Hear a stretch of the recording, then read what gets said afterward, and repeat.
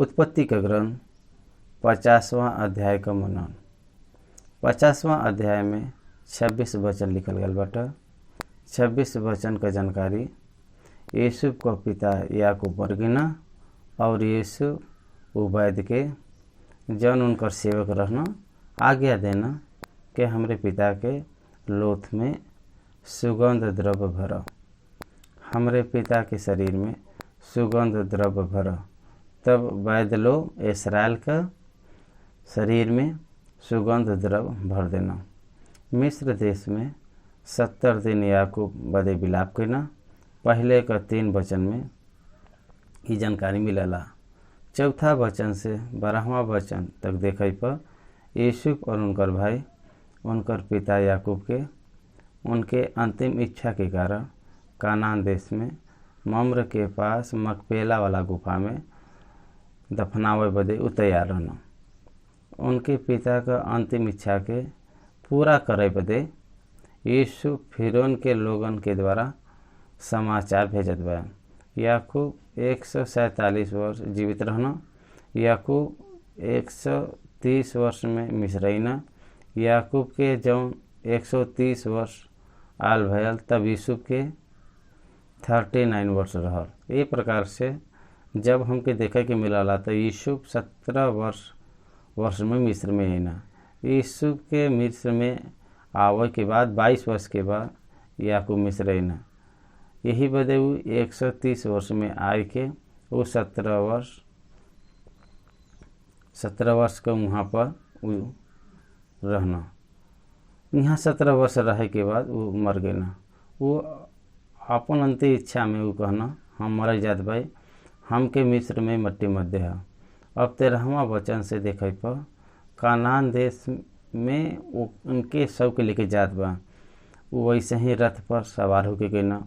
फिर उनके घर का मुखिया लोग वो फेनरल में शामिल भइल ना। विश्व में सबसे बड़ा फेनरल यह बटे। एक देश से दूसरे देश बहुत ज़्यादा वाहन के साथ में बहुत सारा प्रजा लोग 1000 से ज़्यादा प्रजा वहाँ से निकल के यात्रा करना। वो उनके पिता की मिट्टी दे के मिस्र लौट गई ना। 14वां वचन तक ये जानकारी बाटे। अब 15 वचन से 21 वचन तक यूसुफ का भाई अपने पिता के मृत्यु के बाद यूसुफ हमसे बदला ली हैं कुछ करी हैं, ये बात पर वो सब डर गल बयान। यूसुफ के पैर पड़ना। यूसुफ उनके देख के बहुत दुखी भइना। दुखी होके उनसे प्रेम से बात कहना कि परमेश्वर एक विशेष काम से तहसे पहले हमके भेजे बा, हम सब बची जा। यही बदे परमेश्वर ये कार्य करे बा, हम तहार पालन पोषण करब, मत डरा वो कहना। अब 22 वचन से जब हम देखब तो यूसुफ का अंतिम 110 वर्ष जीवित रहना। यूसुफ के मरे के पहले एक शपथ करवैना, परमेश्वर देश से निकाल के वो देश में पहुँचे हैं तब हमार हड्डी के यहाँ से ले जइहा, हमके यहाँ मिट्टी मत देहा। यही बदे उनके मरे के बाद उनके शव के एक संदूक में रखल गया। वो हड्डी के मूसा निर्गमन का ग्रंथ 23वां अध्याय में मूसा वो हड्डी के लेके बाहर आल बयान। यहोशू कानान देश में जाए के बाद सेके में यूसुफ के हड्डी के दफनैना। यहोशू 24-32 ए प्रकार से वो जो सोचे रहना वैसे ही भया। मिस्र में उनके शव के सुरक्षित रखे के द्वारा उत्पत्ति का ग्रंथ यहाँ पर समाप्त होला। अब वचन के मनन में हम जाबे। वचन के ध्यान में हम मुख्य बात के हम सीखब। तब यूसुफ अपन पिता के मुँह पर गिर के रोना और उनके चुमना। पिता का मृत्यु पुत्र के बहुत दुख देला। एक व्यक्तिगत रूप से हमके अनुभव बाटे। हमार पिता 24 अप्रैल 2020 में प्रभु के पास गल बयान। हम बहुत दुखी भल भाई। उनका मेमोरीज और उनका प्रेजेंट न हम बोल पाए। यूसुफ अपने पिता याकूब के मरे पर बहुत रोए बा। उनकर पिता के मुंह पर गिरना और उनके चुमना। यूसुफ वो वैद के सेवक के बोले ना, मतलब यूसुफ पावर में बा, यूसुफ प्रधानमंत्री बा, यही बदे उनकर नीचे मिस्र का वैद काम करत बा, उनके आर्डर देना। का आर्डर देना? उनके पिता के शव के कनान देश में गाड़े के बाटे, यही बदे तब तक वो वादी रह सके, रिजर्व करे बदे वो कहना। 70 दिन मिस्र लोग विलाप करना, ओकरे बाद 30 दिन का यात्रा, एक मतलब 3 महीना वो डेड बॉडी सड़े के न चाहे, मतलब एम्बायरमिंग करना। ओकरे बदे 40 दिन लगा वो डेड बॉडी के प्रिपेयर करे बदे। इट टुक्स 40 डेज, 40 दिन। आज भी आप मिस्र देश में मम्र के बारे में सुनिए। मम्मी मतलब सब है, हम अपने आँख से देखे भाई। इजिप्ट म्यूजियम में 3500 पहले मरल गए व्यक्ति का शव दर्शन करे बदे रखल गल बाटे। आज हम साधारण बरियर ग्राउंड देखे से 1 साल में ही सड़ जाला। वैसे ही सुगंध द्रव कौने प्रकार से वो समय में बनावल गरल हुई है। आप अपने के एम्बायरिंग करके आयल, मतलब मरल गए व्यक्ति के अतड़ी निकल के उनके बदे एक स्पेशल इंजेक्शन देवल जाला। ओके कितना दिन भी वो डेड बॉडी वैसे ही रहला। ओकरे बाद कुछ दिन के बाद देखब शुरू होला। विदेश में मरल गया लोगन के लेके आवत समय इस सिस्टम का प्रयोग होला। वैसे ही कुछ महीना तक रहे वाला डेड बॉडी भी बाटे। मिस्र देश ही बहुत विशेष बाटे। इजिप्ट पैरामिड है, उम्मीन एक पैरामिड के ब्रेक करे के बाद मूसा के समय शासन करे वाला फिरौन का डेड बॉडी बाहर आयल। ऊ और उनकर पुत्र दोनों का शव का मिट्टी मिला। उम्मीद रहे वाला गेहूँ, ऊ शव में रखल गयल गेहूँ बाहर रखे से ऊ भरल हुई। ये प्रकार से ऐसा इतिहास में बतावल बाटा। 3500 साल पहले यीशु मसीह के पूर्व 1450, अभी का 2000, मतलब 3500 पहले का गेहूँ खेत में डाले से उगे बोलन।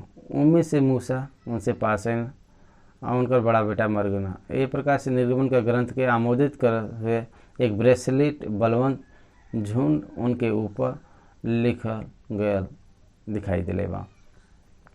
ये दोनों में ध्यान दे। ये प्रकार से मिस्र के देश में सबको सुरक्षित रखे के पद्धति बाटे। यूसुफ के आज्ञा के अनुसार यूसुफ का पिता के साथ वैसे ही करे बा। 70 दिन पूरा मिस्र देश विलाप करे। चौथा वचन, जब उनका विलाप का दिन बीत गया तब यूसुफ फिरौन के घरानन के लोगन से कहे लगना, अगर तहार अनुग्रह की दृष्टि हमरे पर होई तो हमारी विनती फिरौन के सुनावा। फिरौन कितना भी बड़ा अधिकारी यूसुफ के देवे पर, प्रधानमंत्री का पद होए पर भी राजा बन के हयन। यूसुफ उनकर सम्मान करत बयान।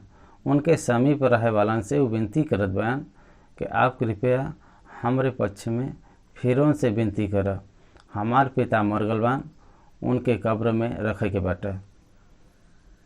उनके डिसिप्लिन पर हमके ध्यान देवे के बाटे। बहुत लोग सोचन परमेश्वर के वचन के अनुसार चले से का आशीष मिली। परमेश्वर का वचन आदर योग्य बाटे।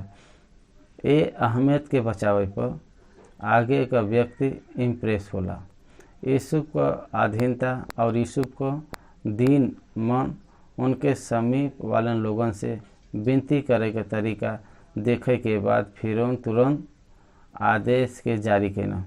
यही बदे फिरौन का आदेश रहे से हम अपने पिता के ले जाए के वहाँ गाड़ देवे कहत बन, मतलब without the government permission, without the permission of the king pharaoh I can not go. देख सरकार का सम्मान करत बन। यूसुफ नहीं कहना, हम प्रधानमंत्री भाई, जवन कही वो हो जाए, राजा के आज्ञा चाहिए, राजा के आज्ञा के बिना देश से बाहर न जाए के चाहिए। यही बदे राजा अगर अनुमति दी हैं तब जाए के हम गाड़ो। बरियल परमिशन लेत बा, पहले अनुमति बदे अप्लाई करत बा। He followed the constitution of Egypt and furrow. ये सब नियम का पालन करना हमके ई बात सीखे के चाहिए। कानून को अनुसार हमके अपने जीवन के देश के कानून के अनुसार कई के हमके जीवन के बितावे के चाहिए। परमेश्वर के अधीन बाटे, ऐसा सोच के अपने मध्य से अपने मर्जी से न जिए के चाहिए। अवसर मिलल बाटे, यही बदे अधिकार का दुरुपयोग करब कभी न सीखे के चाहिए। यीशु के पास हमके ये सीखे के चाहिए। प्रॉपर एप्लीकेशन कभी भी लागू होला लेकिन रिजेक्ट नहीं होला। द वे ही अप्लाइज, जौने प्रकार से एप्लीकेशन देना वो ओके देखना, यही बदे तुरंत आज्ञा के जारी करना। ले जा, इतना ही नहीं, जाए बदे लगे वाला गाड़ी के वो दिलेना। तब यीशु अपने पिता के मिट्टी देवे बदे चलना और फिर उनका सब कर्मचारी अर्थात उनके भवन के पुरनिया और मिस्र देश का सब पुरनिया उनके साथ चलना। सब एक प्रकार से पूरा देश खाली हो गया। सब अधिकारी वो अंतिम यात्रा में सम्मिलित भइना। याकूब के जौन आदर मिलन हम तो सोचत भाई और कोई के भी बरियल में उतना आदर न मिलल हुए। अद्भुत बाटे। और यूसुफ के घर का सब लोग और उनकर भाई और उनके पिता का सब लोग संग बया और वो अपने बाल बच्चा भेड़ बकरी और गाय बैल के गोसेन देश में छोड़ देना और उनके साथ रथ और सवार गए। भीड़ बहुत भारी हो गया, बहुत बड़ा पोसेशन तैयार भयल। जब वो आतात का खलिहान तक जौन यर्दन नदी के पास पहुँचना तब वहाँ पर अत्यंत भारी विलाप करना और यूसुफ अपने पिता के साथ 7 दिन का विलाप करना। आतात का खलिहान में के विलाप के देख के वो देश का निवासी कानानी कहना ई तो मिस्री का कोई भारी विलाप हो। यही कारण वो स्थान का नाम आबाले मिस्र मतलब मिस्र का विलाप। वैसन विलाप रोइब कभी भी कनान का देश के लोग नहीं सुने रहना ना तो देखे रहना। ऐसा वचन में लिखल बाटे कितना वो याकूब से प्रेम करे बा, कितना वो याकूब से दूर होए पर रोए बन। एके देखे पर तब को हमीयत अब काहे नहीं बाटे, समझ में नहीं आवत बाटे। आज खून का रिश्तेदार मरे पर उनके प्रति कर्तव्य के पूरा करे बदे रिश्तेदार सामने नहीं आवत बा। पिता के मरे से बच्चा दूर रहना, ऐसन परिवार के देखे पर मन दुख से भर जाला। और इस्राएल का पुत्र ओके उनसे वही काम करना जेके जौन आज्ञा वो दे रहना। अब्राहम के मरे के बाद इसहाक और इस्माइल दोनों आई के कब्र देना।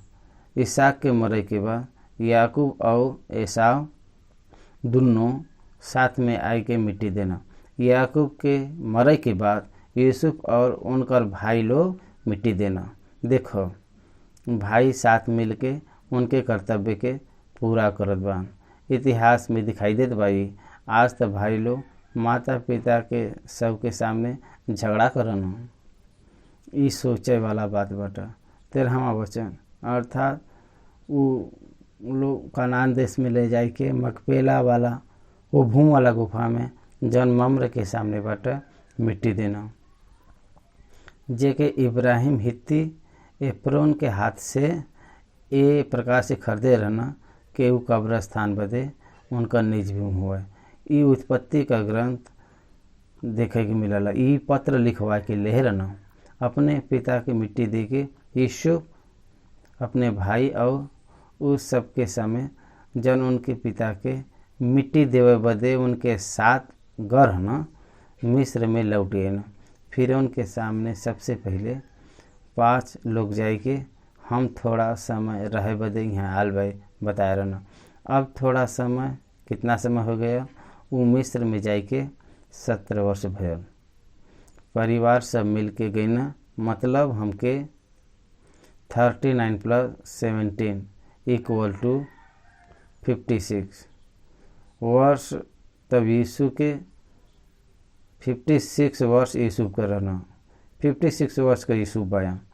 और उनके वो देश में जाए के जब हम ध्यान देबै तो ये 17 वर्ष, और जब हम पीछे जब तो वो 22 वर्ष, मतलब लगभग 39-40 वर्ष मिस्र में रहना। तत्कालिक रूप से रह जाए वाला वो 400 वर्ष वहाँ पर रह गए। काहे बदे वचन पूरा हो के चाहे, यही बदे वो फिर से वापस लौट गए ना।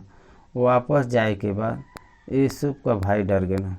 जब यूसुफ का भाई लोग देखना कि हमार पिता मर गल बयां, तब कहे लगन कदाचित यूसुफ हमरे पीछे पड़ी हैं, और जितना बुराई हम उनके साथ में करे भाई सबका पूरा पलटा हमसे ले ली हैं।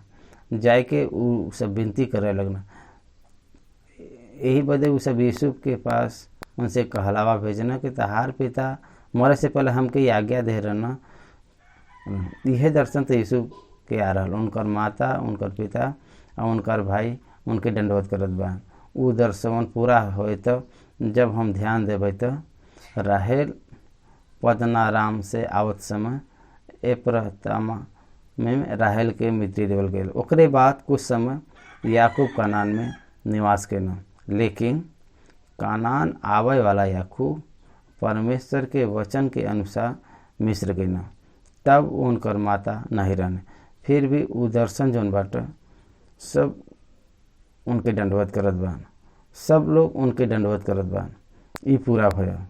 यही बदे ऊ यूसुफ के पास ई कहलावा भेजना के तहार पिता के मरे से पहले हमके आज्ञा दे रहना कि तू लोग यूसुफ से एक प्रकार से कही है कि हम विनती करत भाई के तू अपने भाई के अपराध और पाप के क्षमा कर। हम तहसे बुराई तो करे भाई, लेकिन अब अपने पिता के परमेश्वर के दास का अपराध क्षमा कर। तहरे पिता का परमेश्वर का दास है हम। परमेश्वर से वो सब लिंक लगना। काहे बदे कि यूसुफ परमेश्वर से डरत रहना। यूसुफ जौन स्थिति में बान ओकर कारण परमेश्वर हैं।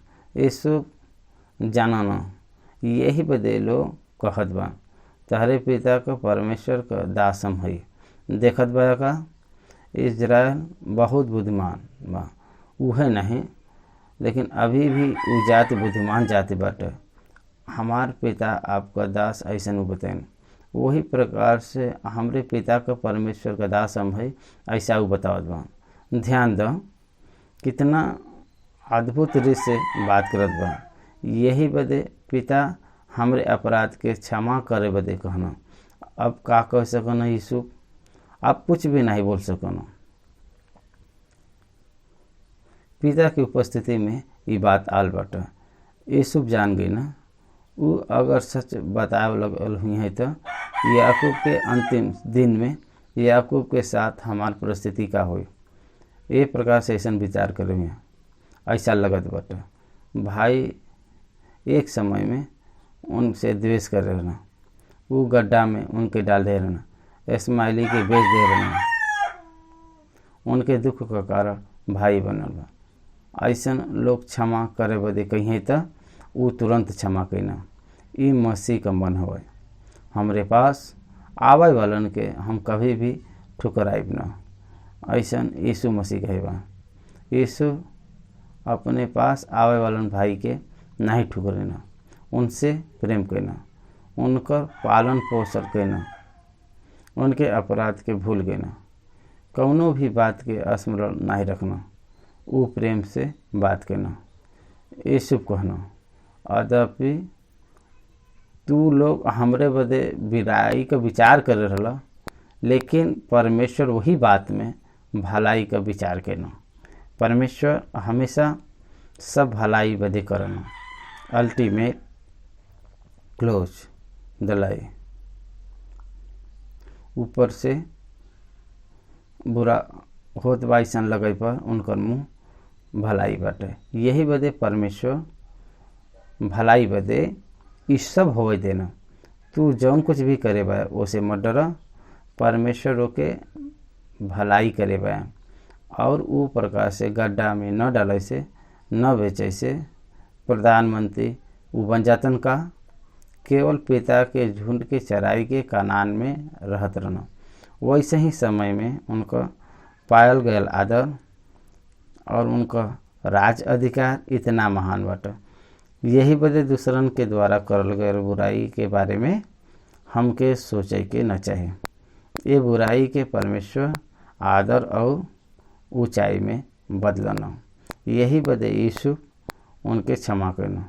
मत डरा ऐसा ऊ कहना उनके हियाव देत बा। 22वां वचन से अध्याय के अंतिम तक देखे से यीशु मर गए। यीशु 110 वर्ष जीवित रहना। आप देखो अब्राहम 175 वर्ष, इसहाक 180 वर्ष, याकूब 147 वर्ष, यीशु 110 वर्ष ही बाया। यूसुफ ही नहीं यहोशू 110 वर्ष जीवित रहना। मूसा 120 वर्ष। दाऊद के समय में आवे पर दाऊद 70 वर्ष ही सिर्फ जीवित रहना। इस प्रकार से 110 वर्ष जीवित रहना यूसुफ फिर मर गया। यूसुफ प्रेम के पर पोता के देखना, मतलब पोता के पर पोता को देखना मन से, मतलब पोता के पर पोता के देखना। मनसे का पुत्र जौन माकिर का पुत्र रहना उत्पन्न भइना और यूसुफ उनके गोद में लेना। यूसुफ अपने भाई से कहना हम तब मरे पर भाई तब तक जीवित रहना। यूसुफ का भाई जीवित रहना उनसे बात करत बा। ई बात याकूब बताए रहना कि हम मरे जात भाई। ई बात बतावे के बाद उमर के ना ये संदर्भ में हमरे पिता का मृत्यु के स्मरण के ना वो थोड़ा समय मरे वाला रहना। तब सब परिवार के सम्मुख स्पष्ट रूप से वो बताइना हम मरे जात भाई। परमेश्वर का बच्चा प्रिपेयर डेट वो तैयार हो के मर रह जाना, वो मौत को तैयारी के साथ सामना करना। ये उनको विशेषता बाटे। भौतिक मौत उनके कभी भी दुखी नहीं करला। वो परमेश्वर की उपस्थिति में बन के नहीं, ये बात में उनका दृष्टि रहला। लेकिन भौतिक मौत से विश्वासी कभी भी नहीं मरना। लेकिन परमेश्वर निश्चय तहार सुधि ली हैं और तह के ये देश से निकाल के वो देश में पहुँचा दिया जेकर देवई का वो इब्राहिम, इसहाक और याकूब से शपथ खाए रहना। फिर यूसुफ इसराइल से ही कही के परमेश्वर निश्चय तहार सुधि ली हैं। उनके ये विषय के शपथ खिलेना के हम तहार हड्डी के कुछ देश में ले जाबा निदान। यूसुफ 110 वर्ष का हो के मर गए और उनकर लोथ में सुगंध द्रव भरल गया और उनके शरीर में सुगंध द्रव भरल गया और वो लोथ मिस्र में एक संदूक में रखल गया और उनका आखिरी इच्छा के अनुसार उनके दफनावल गया नहीं, उनके एक संदूक में रखल गया।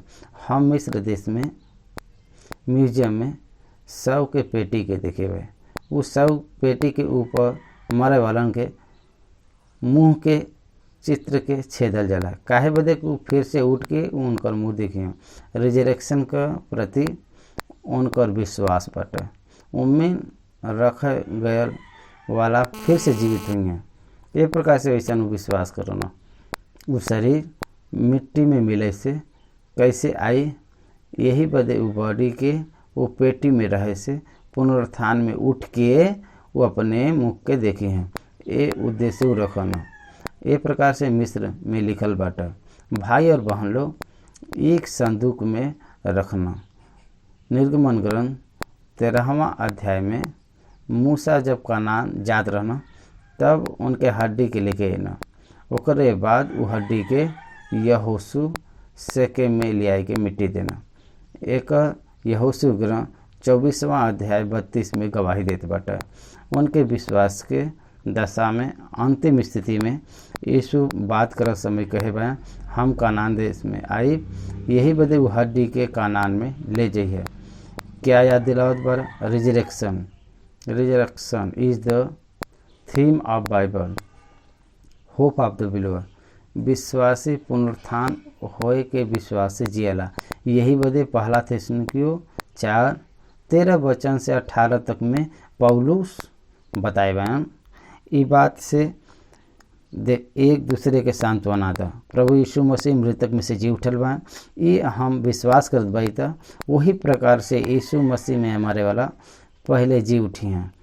हम जीवित बादल पर उनसे मिला, प्रभु के पास जावा। प्रभु फिर वापस आई हैं और हम फिर वापस पृथ्वी पर आए। ये आशा बाटे। मृतक का पुनरुत्थान विचित्र बाटे। मसीह और दूसरा धर्म में यह अंतर बाटे। कलीसिया प्रभु के आगमन में मध्य आकाश में आवे के बाद उठावल जाई, महिमा के देह के साथ परमेश्वर के सम्मुख रही हैं। यूहन्ना का सुसमाचार 5:24 में एक समय आई कि मृतक लोग मनुष्य के पुत्र का स्वर के सुनिया। वो आवे वाला बाटे। बतावत बा धन दानियल का ग्रंथ 22:3 में कब्र खुल जी हैं कहत बा का हुई? जीवन का पुनरुत्थान बदे मृतक कब्र से बाहर रही हैं कहे बा। न्याय पुनरुत्थान के मृतक बाहर रही हैं कहे बयान। मरे वाला हर एक फिर से जी उठ के न्याय बदे खड़ा रही हैं। ऐसा दानियल का ग्रंथ ऐसा बतावत बाटे। यही बदे यूसुफ का आशा पुनरुत्थान बाटे। वो पुनरुत्थान का आशा से उजिए था। हम 50वां अध्याय यहाँ पर समाप्त करे भाई। यूसुफ 110 वर्ष हो के मर गए ना, और उनका शरीर में सुगंध द्रव भरल गयल और वो लोथ मिस्र में एक संदूक में रखल गयल।